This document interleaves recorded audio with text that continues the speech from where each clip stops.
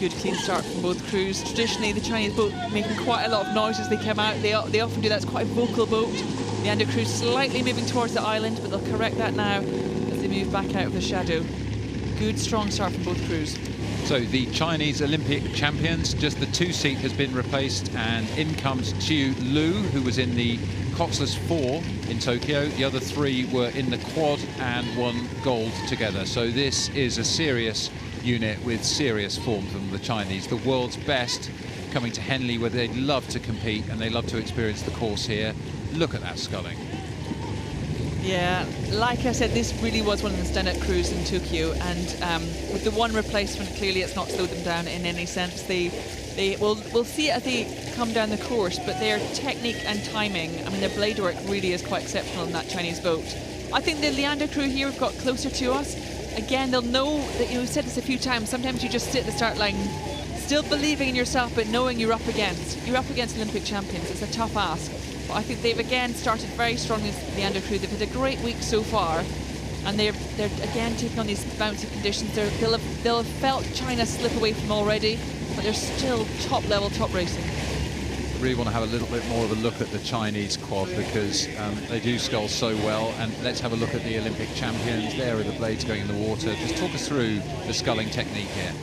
I mean, I think all these different camera angles you see, you can look at the angle of the actual, you know, the handles they're holding, their timing, their technique, the way their arms moving together, you know, everything is so coordinated and so precise.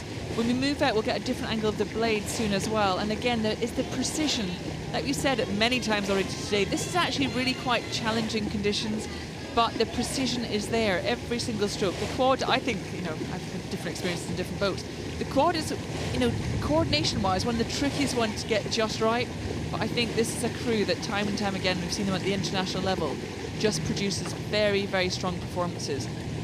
Yeah, I mean, the quad, as you say, because of the proximity of the oars and the number of oars and athletes so close together, you can sort of see any little differences so much more easily than a bigger boat. And here we look at the same sort of shots of the Leander crew now.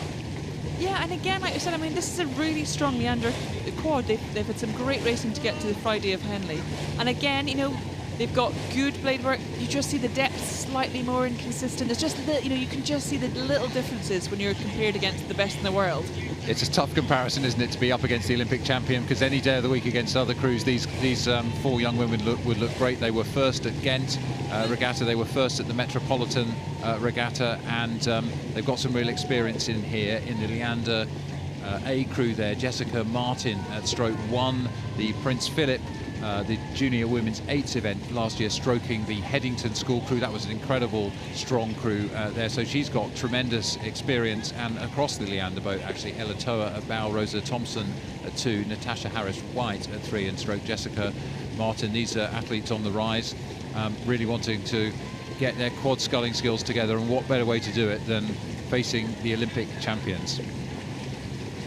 And this is, again, we were talking about sort of the relaxed look of Imogen Grant in the last race. Now, of course, she'd been able to drop the rate and sort of enjoy the sort of scull down the course.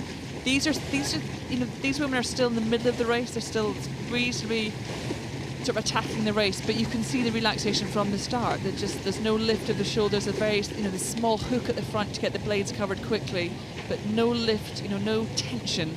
It's a really lovely long horizontal stroke they're driving under the water, so it's a very efficient style of sculling. So just passing the halfway mark, and the reigning Olympic champions just with one replacement, the 2-seat there, Xiu Li, coming in from the Coxless 4. Well, they're showing their class, a display that we can all enjoy, whatever your level. If you want to look at how to move a boat when you've got 2 oars, well, you could do worse than study this crew. Yeah, this is the wonderful thing. You know, it feels like a nice local regatta, and you've got the best in the world coming to play. And it's incredibly, you know, it's very hard to be in that Leander crew, and there's going to be a big margin by the end. But, you know, the incredible privileges, you've sat in the start line, lined up right next to the Olympic champions, and that's a kind of unique experience in our sport. So it's very special. But again, every angle we look at, you can look at this coordinated Chinese crew, and just, again, the timing, the length, the precision is just there. It's been there the whole way down the course, and you can see why they are one of the best crews in the world right now. Here we are over the top of the Leander crew, just looking at Ella, Toa, Bauer and Rosa Thompson at 2 there. And, well, they've got to do everything they can. You can see the additional number of strokes per minute and the additional workload that's going on to try to move down the course as quickly as possible. Some really good sculling there, though, isn't it? I mean, it just shows you the difference of drill and training and probably a few more years of experience in the Chinese squad. Yeah, you know, we've got a very, very top standard club crew here. You know, they're also kind of younger as well. They're different age levels. But as you said earlier, you know, in every other race, the Leander crew would be leading field. They really are strong. They've got an amazing potential between them. And what I love is that although they'll feel they're quite a bit down the course in the Chinese crew, they are still racing this event. They are still going to be as close as they can by the end. They still want to put in a performance in front of a home crowd, and really huge credit to them.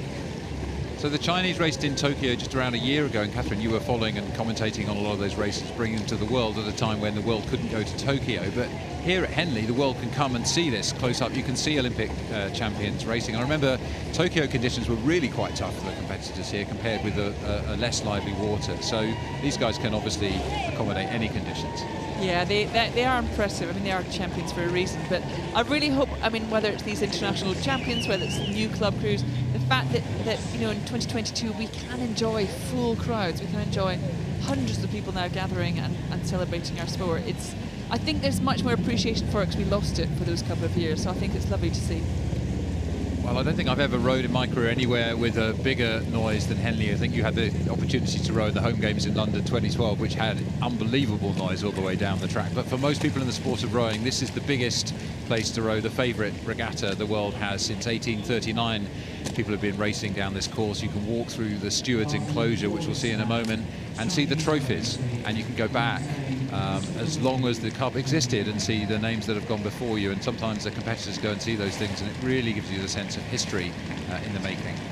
I think that's it. If you're a fan of rowing, there's, you know, like you said, the names and the trophies, they're all the names through history are there, and it's very exciting to see sort of the story of all these events we're watching now. But it's really special. I mean, again, these crowds are just welcoming these crews back home now. So the reigning Olympic champions, demonstration quad sculling from these 4 Chinese women as they pass through the stewards' enclosure, and members and guests get to their feet to applaud quality sculling, the world's best, to welcome them to Henley. Just raising the rate of striking, just final push to the line for them. I used to love that. Just the last few strokes, just lift it for those crowds and just sort of finish the race in style, knowing there's more to come tomorrow.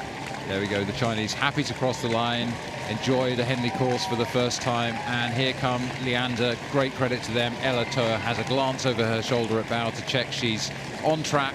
Look at where that finish post is. Well, here it is, Ella crossing the line, great credit to them, a chance to test themselves against the world's best. So confirmation of the results in the Princess Grace. That's the Chinese national rowing team beating the A crew from the Leander Club, the local club here.